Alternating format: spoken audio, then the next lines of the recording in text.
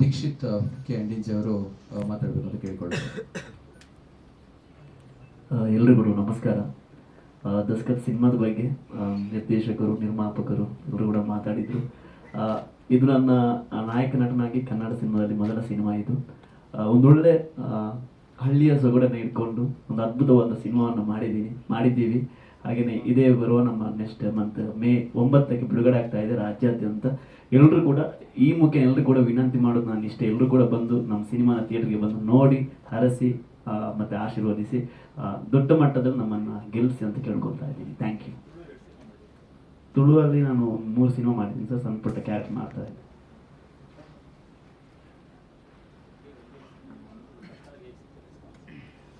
ಅಲ್ಲಿ ಸಿನಿಮಾ ನೋಡಿ ಹೊರಗೆ ಬಂದ ತಕ್ಷಣ ಜನರೆಲ್ಲರೂ ಕೂಡ ಶೇಖರ್ ಪಾತ್ರ ಮಾಡಿದವರು ಯಾರು ಅಂತ ಹುಡುಕ್ತಾ ಇದ್ರು. ಆ ಸ್ಕ್ರೀನಲ್ಲಿರುವಂಥ ನಾನು ಅಲ್ಲಿರುವಂಥ ಶೇಖರನೇ ಬೇರೆ, ಇಲ್ಲಿರುವಂಥ ನಾನು ಬೇರೆನೆ. ಇಲ್ಲಿ ದೀಕ್ಷಿತ್ ನೋಡಿದ್ರೆ ಅಲ್ಲಿ ಬೇರೆ ಶೇಖರ್ನ ನೋಡ್ತೀರಿ. ಹಾಗೆ ಎಲ್ಲ ಹೊರಗೆ ಬಂದವರು ಶೇಖರ್ನ ಹುಡುಕ್ತಾ ಇದ್ರು. ಪಾತ್ರದ ಬಗ್ಗೆ ಎಲ್ಲರೂ ಕೂಡ ಹೊಗಳ್ತಾ ಇದ್ರು. ತುಂಬ ಖುಷಿ ಆಯ್ತದೆ.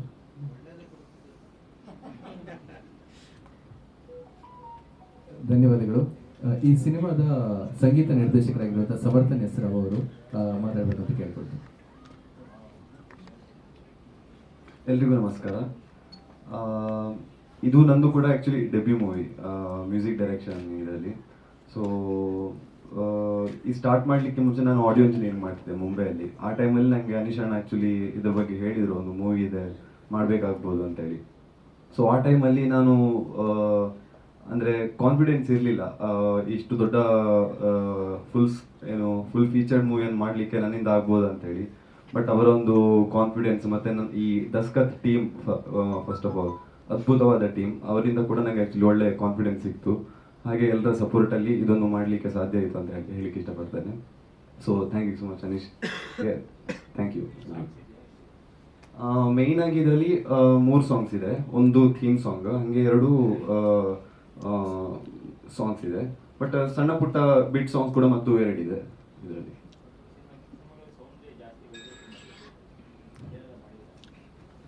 ಹೌದು ಹೌದು.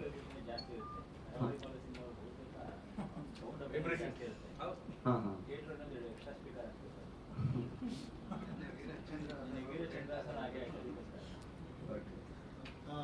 ಇದು ನೀವು ಹೇಳಿದಾಗೆ ಸರ್, ನಾವು ಈ ಸಿನಿಮಾವನ್ನು ಅಂದರೆ ಮ್ಯೂಸಿಕ್ಕಿಗೆ ಕನೆಕ್ಟೆಡ್ ಆಗಿ ಹೇಳೋದಾದರೆ ಇದೊಂದು ಸಿನಿಮ್ಯಾಟಿಕ್ ಜರ್ನಿ ಮಾಡಬೇಕು ಅನ್ನೋದು ಉದ್ದೇಶ ಇತ್ತು ನಮ್ಮ ಟೀಮಲ್ಲಿ. ಅಂದರೆ ಮೇಯ್ನ್ ಆಗಿ ಒಂದು ಕ್ಯಾಮ್ರಾಮ್ಯಾನ್ ಅಂದರೆ DOP ಅಂದರೆ ನಮ್ಮ ಸಂತೋಷ್ ಆಚಾರ್ಯ ಗುಂಪಾಲಾಜೆ ಅಂತ, ಅವರ ಸಿನಿಮ್ಯಾಟಿಕ್ ವೇ ತುಂಬ ಕನೆಕ್ಟ್ ಆಗುತ್ತೆ ಇಲ್ಲಿ. ದೆನ್ ಎಡಿಟರ್ ಆಗಿ ಗಣೇಶ್ ನಿರ್ಚಲ್ ಅಂತ, ಅವರ ಕಟ್ಟಿಂಗ್ ಕೂಡ ತುಂಬ ಸೊಗಸಾಗಿ ಮಾಡಿದ್ದಾರೆ. ಆ್ಯಂಡ್ ಮ್ಯೂಸಿಕ್ಕಿಗೆ ಬಂದಾಗ ಅವ್ರು ಹೇಳಿದ್ರು ನೋಡಿ, ಫಸ್ಟ್ ಅವ್ರಿಗೆ ಕಾನ್ಫಿಡೆನ್ಸ್ ಇರಲಿಲ್ಲ, ಬಟ್ ನಮಗೆ ಕಾನ್ಫಿಡೆನ್ಸ್ ಇತ್ತು ನಮ್ಮ ಟೀಮ್ಗೆ. ಬಿಕಾಸ್ ಅವರು ಅಷ್ಟು ಪಾಂಡಿತ್ಯ ಹೊಂದಿದ್ದಾರೆ ಸಂಗೀತದಲ್ಲಿ. ಅವರು ನೋಡೋಕ್ಕೆ ತುಂಬ ಸಣ್ಣ ಹುಡುಗ ಇರ್ಬೋದು, ಬಟ್ ಅವರು ಮಾಡಿದಂಥ ಸಂಗೀತ ಇವತ್ತು ನಾವು ಎಲ್ಲೇ ಒಂದು ಕಡೆ ಈ ಸಿನಿಮಾವನ್ನು ದಸ್ಕತ್ತನ್ನು ನೋಡಿದವ್ರ ಹತ್ರ ಯಾರ ಹತ್ರ ಕೇಳಿದ್ರು ಕೂಡ ಫಸ್ಟ್ ಅವ್ರು ಹೇಳೋದು ಸಂಗೀತದ ಬಗ್ಗೆ. ಬಿಕಾಸ್ ಎಲ್ಲೂ ಹಾರ್ಷ್ ಅನ್ಸಲ್ಲ ಯಾರಿಗೂ ಕೂಡ, ತುಂಬ ಅಚ್ಚುಕಟ್ಟಾಗಿ ಮಾಡಿದ್ದಾರೆ. ಮತ್ತು ಇಡೀ ಸಿನಿಮಾವನ್ನು ಒಂದು ಹಂತಕ್ಕೆ ನಾವು ಇಡೀ ಟೀಮ್ ತಗೊಂಡು ಹೋಗಿದ್ರೆ ಇನ್ನೊಂದು ಹಂತಕ್ಕೆ ಸಂಗೀತ ನಿರ್ದೇಶಕ ತಗೊಂಡು ಹೋಗಿದ್ದಾರೆ. ಸೊ ಹಾಗಾಗಿ ನಮಗೆ ತುಂಬ ಕಾನ್ಫಿಡೆಂಟ್ ಇದೆ, ಅದು ಇಲ್ಲಿಯೂ ಕೂಡ ಅಪ್ಲೈ ಆಗುತ್ತೆ, ಇಲ್ಲಿಯ ಜನರಿಗೂ ಕೂಡ ತುಂಬ ಇಷ್ಟ ಆಗುತ್ತೆ. ಆ್ಯಂಡ್ ಆಲ್ರೆಡಿ ತುಳುವಲ್ಲಿ ಸಾಂಗ್ಗಳು ಹಿಟ್ ಆಗಿದೆ. ಒಂದು ಈ ಭಾವಲೋಕದ ಅಂತ ಸಾಂಗ್ ಇವರೇ ಹಾಡಿದ್ದಾರೆ, ಸಿಂಗರ್ ಕೂಡ ಆ್ಯಕ್ಚುಲಿ ಅದು ಕೂಡ ಹಿಟ್ ಆಗಿದೆ.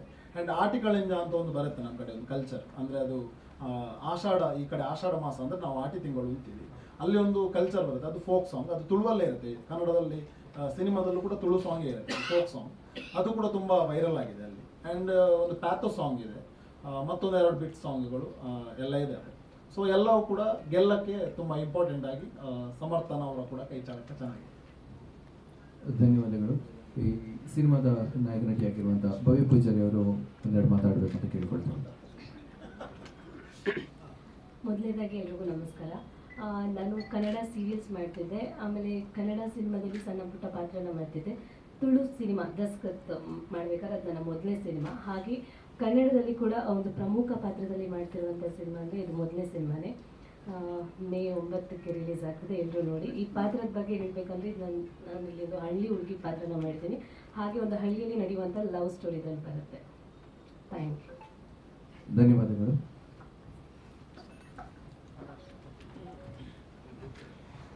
ಪ್ರಶ್ನೆಗಳಿದ್ರೆ ಕೇಳ್ಬೋದು.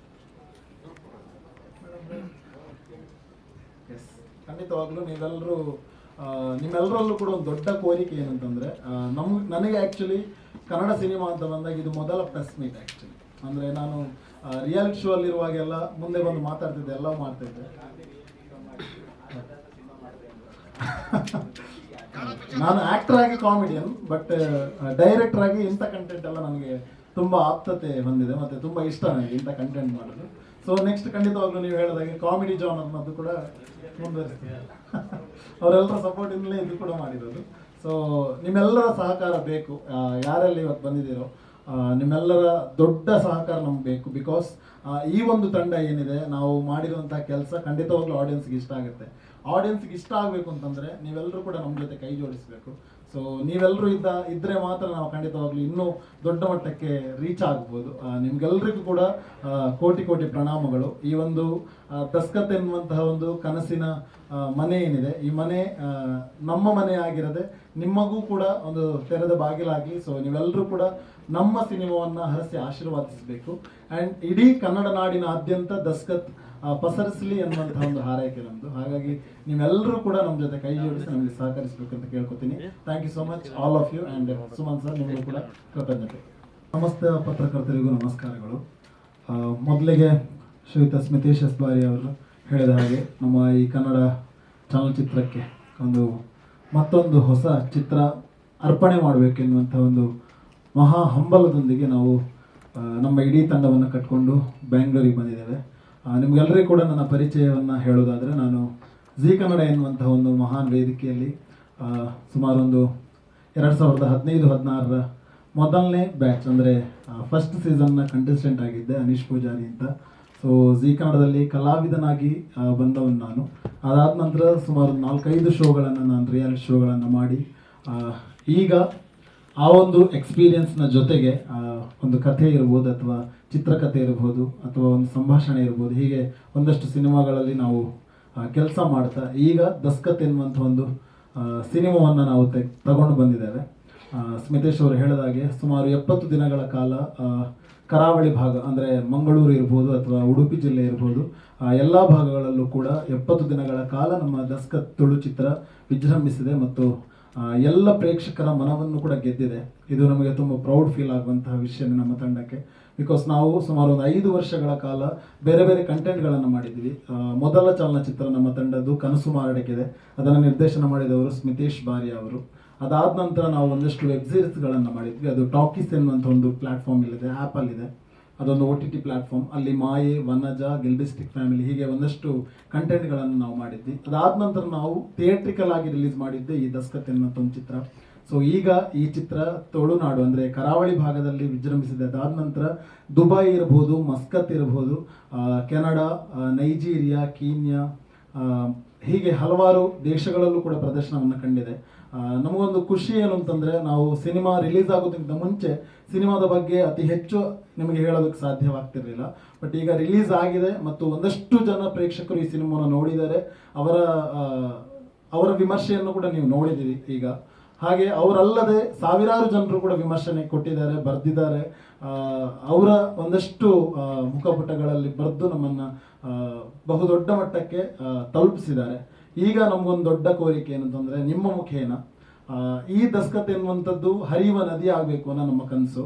ಅಂದರೆ ಬರಿಯ ಕರಾವಳಿ ಭಾಗಕ್ಕೆ ಸೀಮಿತವಾಗದೆ ಈ ದಸ್ಕತ್ ಎನ್ನುವಂಥದ್ದು ಕನ್ನಡ ನಾಡಿನ ಪ್ರತಿಯೊಂದು ಊರುಗಳಲ್ಲೂ ಪ್ರತಿಯೊಂದು ಜಾಗಗಳಿಗೂ ತಲುಪಬೇಕು ಅನ್ನೋದು. ಸೊ ಇದೊಂದು ನಮ್ಮ ಕನಸಾಗಿತ್ತು. ಆ ಕನಸಿಗೆ ನನಸಾಗುವ ಹಾಗೆ ಮಾಡಿದವರು ನನ್ನ ಹತ್ತಿರವೇ ಕುಳಿತಿರುವಂತಹ ಅಜಾನುಬಾಹು ಅಂತ ಹೇಳ್ತೇನೆ. ಅಂದರೆ ಸ್ಮಿತೇಶ್ ಅವರು ಹೇಳಿದರು ಅವರ ಸಾಧನೆ ಏನು ಅಂತ. ನಮಗೆ ಒಂದು 2 ವರ್ಷಗಳ ಹಿಂದೆ ನಮ್ಮ ಸ್ನೇಹಿತರ ಮೂಲಕ ಸರ್ದು ಪರಿಚಯ ಆಯಿತು. ರಕ್ಷಿತ್ ಎನ್ನುವ ನನ್ನ ಫ್ರೆಂಡ್ ಅವರು, ಅವರ ಜೊತೆಗೆ ಕೆಲಸ ಮಾಡ್ತಾರೆ. ಹೀಗೆ ಆ ಊರಿನ ಬಗ್ಗೆ ನಮಗೆ ಹೇಳಿದರು ರಕ್ಷಿತ್ ಅವರು. ಅರೆಬನ್ನೆಮಂಗಲ ಅಂತ ಊರಿನ ಹೆಸರು. ಆ ಊರಿಗೆ ನಾನು ಸ್ಮಿತೇಶ್ ಅವರೆಲ್ಲ ಸುಮ್ಮನೆ ಹೋಗಿದಾಗ ಆ ಊರಿನ ಪರಿಸ್ಥಿತಿಯನ್ನು ನೋಡಿ ನನಗೆ ತುಂಬ ಖುಷಿ ಆಗ್ಬಿಡ್ತು. ಅಂದರೆ ಒಂದು ಹಳ್ಳಿ ಇದ್ದದ್ದನ್ನು, ಅಂದರೆ ಒಂದು ಸುಂದರವಾದ ಹಳ್ಳಿ, ಆ ಹಳ್ಳಿಯಲ್ಲಿ ಮೂಲಭೂತ ಸೌಕರ್ಯದ ಕೊರತೆ ಇದ್ದಾಗ ಒಬ್ಬ ವಿಷನ್ ಇರುವಂತಹ ಒಬ್ಬ ದೊಡ್ಡ ಮಹಾನುಭಾವ ಮುಂದೆ ಬಂದಾಗ ಆ ಊರು ಅಭಿವೃದ್ಧಿಯ ಪಥದತ್ತ ಸಾಗುತ್ತದೆ ಅನ್ನೋದಕ್ಕೆ ಮುಖ್ಯ ಉದಾಹರಣೆ ಶ್ರೀಯುತ ಜಗದೀಶ್ ಅರೆಬನ್ನಿಮಂಗಲ ಅವರು. ಸೊ ಅವರು ಮಾಡಿರುವಂಥ ಸಾಧನೆ ಬಹು ದೊಡ್ಡದು. ಆ ಸಾಧನೆಗೆ ನಮಗೆ ಈಗ ಅವರ ಜೊತೆಗೆ ಕೆಲಸ ಮಾಡುವಂತಹ ಒಂದು ದೊಡ್ಡ ಅವಕಾಶ ಸಿಕ್ಕಿದೆ, ಸೌಭಾಗ್ಯ ಸಿಕ್ಕಿದೆ. ಇವತ್ತು ಅವರು ನಮ್ಮ ದಸ್ಕತ್ ಎನ್ನುವಂಥ ಸಿನಿಮಾವನ್ನು ಸುಮಾರು 3 ಸಲ ನೋಡಿದ್ದಾರೆ. ಒಂದು 2 ಸಲ ತುಳು ಭಾಷೆಯಲ್ಲಿರುವಾಗ ನೋಡಿದ್ದಾರೆ. ಅದಾದ ನಂತರ 3ನೇ ಬಾರಿ ಕನ್ನಡದಲ್ಲೂ ಒಂದ್ಸಲ ಹೇಗೆ ಬಂದಿದೆ ನೋಡೋಣ ಅಂತ ನೋಡಿದ್ದಾರೆ. ಸೊ 3 ಬಾರಿಯೂ ಕೂಡ ಅವ್ರು ನೋಡಿದಾಗ ಅವರ ಹಳ್ಳಿಯ ಜನರನ್ನೇ ನೋಡಿದೀನಿ ಅಂತ ಪ್ರತಿ ಸಲ ನಮಗೆ ಹೇಳ್ತಾ ಇದ್ರು. ಸೊ ನನ್ನ ಹಳ್ಳಿಯಲ್ಲೂ ಇಂಥದ್ದೇ ಜನ ಇದ್ದಾರೆ, ಇಂಥದ್ದೇ ಅಧಿಕಾರಿ ವರ್ಗ ಇತ್ತು, ಹೀಗೆ ಆಗ್ತಾ ಇತ್ತು ಸಿಚುವೇಶನ್ಗಳು ಅಂತ. ಸೊ ಅವರು ದೇವರ ದಯೆಯಿಂದ ನಮ್ಗೆ ಸಿಕ್ಕಿದ್ದಾರೆ. ಈಗ ನಮ್ಮ ಸಿನಿಮಾವನ್ನ ಇಡೀ ಕನ್ನಡ ನಾಡಿನ ಜನತೆಗೆ ಪ್ರಸರಿಸಬೇಕೆನ್ನುವಂಥ ಒಂದು ಮಹದಾಸೆಯನ್ನು ಹೊತ್ಕೊಂಡಿದ್ದಾರೆ. ಸೊ ನಮ್ಮ ದಸ್ಕತ್ ಇವತ್ತಿಗೆ ನಮ್ಮ ಕನ್ನಡ ನಾಡಿನಾದ್ಯಂತ ರಿಲೀಸ್ ಆಗಿ, ಅಂದರೆ ಮೇ 9ನೇ ತಾರೀಕು ನಾವು ರಿಲೀಸ್ ಮಾಡಬೇಕು ಅಂತ ಅಂದ್ಕೊಂಡಿದ್ದೇವೆ. ಹಾಗೆ ಅನೌನ್ಸ್ ಕೂಡ ಮಾಡಿದ್ದೇವೆ. 9ನೇ ತಾರೀಕು ರಿಲೀಸ್ ಆಗುತ್ತೆ. ಬರೀ ರಿಲೀಸ್ ಆಗೋದು ಮಾತ್ರ ಅಲ್ಲ, ಇಡೀ ಕನ್ನಡ ನಾಡಿನಾದ್ಯಂತ ದಸ್ಕತ್ ಪಸರಿಸಬೇಕು. ಈಗಾಗಲೇ ನಿಮ್ಗೆ ಗೊತ್ತಿರುತ್ತೆ, ದಸ್ಕತ್ ಅಂದರೆ ಸಿಗ್ನೇಚರ್, ಅಂದರೆ ಸಹಿ ಅಂತ ಅರ್ಥ. ಸೊ ನಮ್ಮ ಮಂಗಳೂರು ಭಾಗದಲ್ಲಿ ಅತಿ ಹೆಚ್ಚಾಗಿ ಆ ಪದವನ್ನು ಬಳಕೆ ಮಾಡ್ತಾರೆ.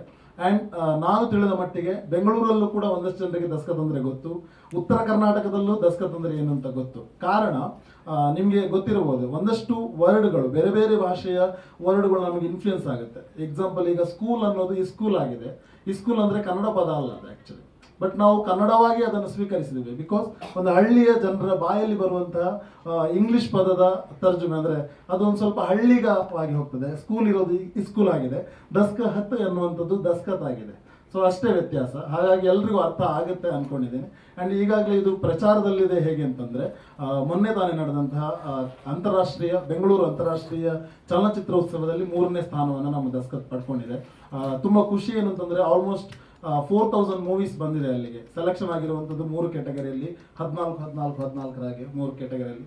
ಸೊ ನಮ್ಮ ಸಿನಿಮಾ ಈ ವರ್ಷ, ಅಂದರೆ ಹಿಂದಿನ ವರ್ಷಗಳಲ್ಲೆಲ್ಲ ಪ್ರಾದೇಶಿಕ ಭಾಷೆಯ ಸಿನಿಮಾ ತುಳು ಅಂತ ಹೇಳಿ ಪ್ರೈಸ್ ಕೊಡ್ತಾ ಇದ್ರು. ಬಟ್ ಈ ಸಲ ನಮ್ಗೊಂದು ತುಂಬ ಖುಷಿ ಏನಂತಂದ್ರೆ, ಕನ್ನಡ ಸಿನಿಮಾ ಕಾಂಪಿಟೇಷನ್ ಅಲ್ಲಿ ನಮ್ಮ ದಸ್ಕತ್ ಸೆಲೆಕ್ಟ್ ಆಗಿರುವಂಥದ್ದು.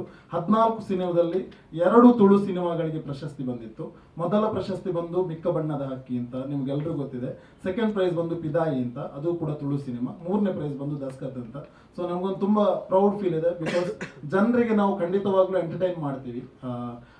ಅವ್ರು ನೋಡಿದಾಗ ಅವರಿಗೆಲ್ಲೂ ಕೂಡ ಬೇಸರವಾಗದಿರುವಂತಹ, ಎಲ್ರಿಗೂ ಕೂಡ ಮನೋರಂಜನೆಗೆ ಕೊರತೆ ಆಗಿರುವಂತಹ ಒಂದು ಕಥೆಯನ್ನು ಕಟ್ಕೊಟ್ಟಿದ್ದೇವೆ. ಕಂಟೆಂಟು ಇದೆ, ಮನೋರಂಜನೆಯೂ ಇದೆ, ಬದುಕಿನ ಅರಿವು ಇದೆ. ಸೊ ಹಳ್ಳಿಗರ ಬದುಕು, ಸಂಘರ್ಷ, ಸಂಸ್ಕೃತಿಯ ಅನಾವರಣ ಇದೆ. ಎಲ್ಲವನ್ನು ಒಳಗೊಂಡಿರುವಂತಹ ಸಿನಿಮಾವೇ ನಮ್ಮ ದಸ್ಕತ್.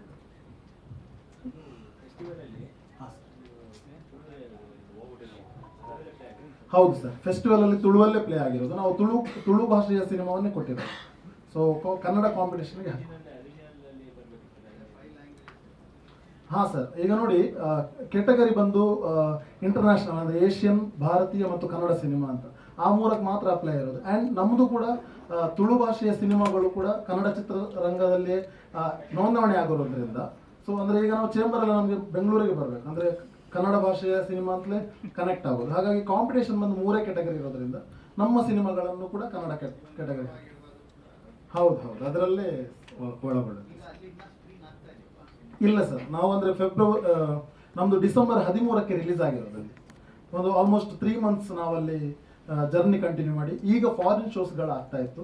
ಸೊ ಅದೇ ನಾನು ಹೇಳಿದ್ನಲ್ಲ, Dubai, Muscat, Canada, Nigeria, Kenya, Uganda, ಹೀಗೆ ಒಂದಷ್ಟು ರಾಷ್ಟ್ರಗಳಲ್ಲಾಗಿದೆ. ಇನ್ನೂ ಕೂಡ ಒಂದಷ್ಟು ರಾಷ್ಟ್ರಗಳಲ್ಲಿ ಪ್ಲೇ ಆಗೋದಕ್ಕಿದೆ. ಡಿಸ್ಟ್ರಿಬ್ಯೂಟರ್ಸ್ ನಮ್ಮ ನಿತ್ಯಾನಂದ ಪ್ರಭುಗಳು. ಹೌದು, ಎಸ್ ಸರ್. ಇದು ನಮಗೆ ಕಾನ್ಫಿಡೆನ್ಸ್ ಬರೋದಕ್ಕೆ ಒಂದು ರೀಸನ್ ಏನಂತಂದ್ರೆ, ಅಂದರೆ ಇಲ್ಲಿ ನೀವು ಕೇಳಿದ ಕ್ವಶನ್ಗೆ, ಅಂದರೆ ನಮ್ಮ ಕರಾವಳಿಯ ಭಾಷೆಯನ್ನ ಆಲ್ಮೋಸ್ಟ್ ಎಲ್ಲ ಕಡೆಗಳಲ್ಲೂ ಕೂಡ ತುಂಬ ಇಷ್ಟಪಡ್ತಾರೆ. ಕರಾವಳಿ ಕನ್ನಡ ಭಾಷೆಯನ್ನು ಅಂದರೆ ತುಂಬ ಇಷ್ಟಪಡ್ತಾರೆ ಮತ್ತು ಅದನ್ನು ಸ್ವೀಕರಿಸ್ತಾರೆ. ಇನ್ನೊಂದು ರೀಸನ್ ಏನು ಅಂತಂದರೆ, ನಾವು ಬ್ಯಾಂಗ್ಳೂರ್ ಇಂಟರ್ನ್ಯಾಷನಲ್ ಫಿಲ್ಮ್ ಫೆಸ್ಟಿವಲಲ್ಲಿ ನೋಡಿದಂತಹ ಪ್ರೇಕ್ಷಕರ ಸಂಖ್ಯೆ ನೋಡಿದಾಗ, ಅಂದರೆ ಹೌಸ್ಫುಲ್ ಶೋ ಇತ್ತು, ಅಲ್ಲಿ 90% ಕನ್ನಡಿಗರೇ ನೋಡಿದ್ದು. ಅವರ ರೆಸ್ಪಾನ್ಸ್ ಅನ್ನು ನೋಡಿ ನನಗೆ ತುಂಬ ದಿಗ್ಭ್ರಮೆಗೊಂಡಿದೆ. ಬಿಕಾಸ್ ತುಳು ಭಾಷೆಯಲ್ಲಿ ಪ್ಲೇ ಆಗ್ತಾ ಇದೆ. ಪ್ರತಿಯೊಂದು ಆ್ಯಕ್ಷನ್ಗೂ, ಪ್ರತಿಯೊಂದು ಭಾವನಾತ್ಮಕ ಸನ್ನಿವೇಶಗಳಿಗೂ ರಿಯಾಕ್ಟ್ ಮಾಡ್ತಾ ಇದ್ರು. ಪ್ರತಿಯೊಂದು ಸನ್ನಿವೇಶಗಳನ್ನು ಎಂಜಾಯ್ ಮಾಡ್ತಾ ಇದ್ರು. ನನಗೆ ಅನಿಸಿದ್ದೇನು ಅಂತಂದರೆ, ಕೆಲವೊಂದು ಸಲ ಭಾಷೆ ಮತ್ತು ಭಾವನೆ ತುಂಬ ಇಂಪಾರ್ಟೆಂಟ್. ಅಲ್ಲಿ ಭಾವನೆ ತುಂಬ ಮೇಳೈಸ್ತದೆ. ಅಂದರೆ ಸ್ಕ್ರೀನಲ್ಲಿ ಯಾವ ಭಾಷೆಯಲ್ಲಿ ಬಂದರೂ ಕೂಡ ಆಡಿಯನ್ಸ್ ಅದನ್ನು ನೋಡೋದು ಭಾವನಾತ್ಮಕವಾಗಿ. ಸೊ ಭಾವನೆಗಳು ಕನೆಕ್ಟ್ ಆದಾಗ ಸಿನಿಮಾ ಖಂಡಿತವಾಗ್ಲೂ ಗೆಲ್ಲುತ್ತೆ. ಹೌದು, ಇಂಗ್ಲಿಷ್ ಸಬ್ಟೈಟಲ್ ಇದೆ. ಹಾಂ ಸರ್. ಹಿಂದೆ ನನಗೆ ಗೊತ್ತಿರೋ ಪ್ರಕಾರ ತುಳುವಿನ ಸಿನಿಮಾಗಳು ಕನ್ನಡದಲ್ಲಿ ಥಿಯೇಟ್ರಿಕಲ್ ಆಗಿ ರಿಲೀಸ್ ಆಗಿರುವಂಥ ಸಂಖ್ಯೆ ವಿರಳ ಸರ್. ಅಂದರೆ OTT ಅಲ್ಲಿ ಬಂದಿರಬಹುದು, ಬಟ್ ಹೀಗೆ ಥಿಯೇಟ್ರಿಕಲ್ ಆಗಿ ಬಂದು ಸಿನಿಮಾವನ್ನು ರಿಲೀಸ್ ಮಾಡಿದ್ದು ತುಂಬ ವಿರಳ. ಹಾಂ ಮ್ಯಾಮ್, ಅದು ರೂಪೇಶ್ ಶೆಟ್ಟಿ ಅವರ ಸಿನಿಮಾ ಕೂಡ ಸ್ಟಾರ್ ಸುವರ್ಣದಲ್ಲಿ ತುಳುವಲ್ಲೇ ಪ್ಲೇ ಆಗಿದೆ. ತುಳುವಲ್ಲೇ ಅವರು ರೈಟ್ಸ್. ಅದೇ ತುಳು ಸಿನಿಮಾ ಬೆಂಗಳೂರಲ್ಲಿ ಕೂಡ ನಾವು ಶೋ ಮಾಡಿದ್ದೀವಿ ತುಳುವಲ್ಲೇ. ಸೊ ಆಗ ಕೂಡ ಒಂದು 5-6 ಶೋಗಳನ್ನು ನಾವು ಫಿಲ್ ಮಾಡಿದ್ದು, ಅದು ತುಳುವರಿಗೋಸ್ಕರ. ಬಟ್ ಈಗ ನಮ್ಮ ಮೇನ್ ಇಂಟೆನ್ಷನ್ ಏನಂತಂದ್ರೆ, ನಾವು ಕನ್ನಡದಲ್ಲಿ ಈಗ ಆಲ್ರೆಡಿ ಡಬ್ಬಿಂಗ್ ಆಗಿದೆ ಈ ಸಿನಿಮಾ. ಸೊ ನಮಗೆ ನೋಡಿದಾಗ ಮತ್ತೆ ಡಿಸ್ಟ್ರಿಬ್ಯೂಟರ್ ಸರ್ ಕೂಡ ನೋಡಿದ್ದಾರೆ, ಒಂದಷ್ಟು ಜನ ನಮ್ಮ ಕನ್ನಡದ ಆಡಿಯನ್ಸ್ ನೋಡಿದ್ದಾರೆ.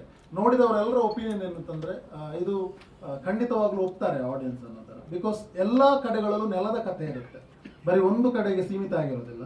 ನೆಲದ ಕಥೆ ಅಂದರೆ ಜನಪದೀಯ ನೆಲೆಯ ಕಥೆ ಇರ್ಬೋದು, ಅಥವಾ ಪಂಚಾಯತಿಗೆ ರಿಲೇಟೆಡ್ ಆಗಿರುವ ಕಥೆಗಳಿರ್ಬೋದು, ಗ್ರಾಮೀಣ ಪ್ರದೇಶಕ್ಕೆ ಪರಿಚಯ ಇರ್ಬೋದು. ಸೊ ಎಲ್ಲ ಸಿಟಿಯಲ್ಲಿರುವಂತಹ ವ್ಯಕ್ತಿಗಳು ಕೂಡ ಯಾವುದೋ ಒಂದು ಹಳ್ಳಿಯಿಂದಲೇ ಬಂದಿರ್ತಾರೆ ಮೂಲತಃ. ಸೊ ಅವರಿಗೆ ಖಂಡಿತವಾಗ್ಲೂ ಕನೆಕ್ಟ್ ಆಗುತ್ತೆ. ಖಂಡಿತ ಸರ್. ಮಂಗಳೂರು ಅಂದರೆ ನಮ್ಮ ದಸ್ಕತ್ ತುಳು ಚಲನಚಿತ್ರವನ್ನು ಮಾಡಿದಂಥವರು ಶ್ರೀಯುತ ರಾಘವೇಂದ್ರ ಕುಡುವ ಅವರು ತುಂಬ ಹ್ಯಾಪಿ ಆಗಿದ್ದಾರೆ. ಬಿಕಾಸ್ ನಮ್ಮ ದಸ್ಕತ್ ಅಲ್ಲಿ ಗೆದ್ದಿದೆ. ಸೊ ಇನ್ನು ಮತ್ತೆ ಇಲ್ಲಿ ಗೆಲ್ಲೋದಿದೆ. ಹಾಗೆ ಬಂದಿತ್ತು ಸರ್.